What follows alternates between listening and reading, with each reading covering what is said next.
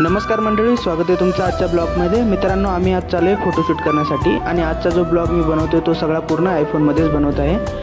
तर मित्रांनो, मग गाडी घेऊन आम्ही मित्र निघालो फोटोशूट करण्यासाठी एका चांगल्या जागेच्या शोधामध्ये। आणि मित्रांनो, तुम्ही पाहू शकता की सायंकाळ होत आलेली आहे आणि ऊन कमी असलं की फोटोशूट सुद्धा चांगला होतो। तर मित्रांनो, आम्ही येऊन पोहोचलो होतो या लोकेशनला आणि तुम्ही पाहू शकता की किती छान लोकेशन वाटत आहे।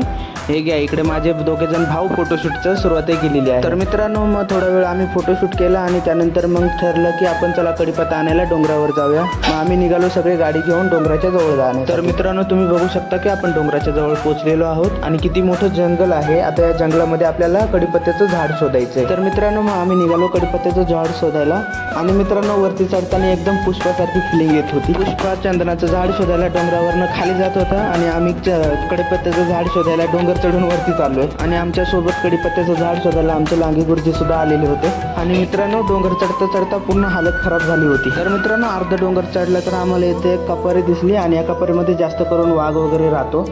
तर मग काय आम्ही जास्त वरती गेलो नाही, तिथनंच मागं फिरायची तयारी चालू केली। आणि तुम्ही मित्रांनो पाहू शकता की अर्ध्यापेक्षा जास्त डोंगर आम्ही चढून वरती आलेलो होतो।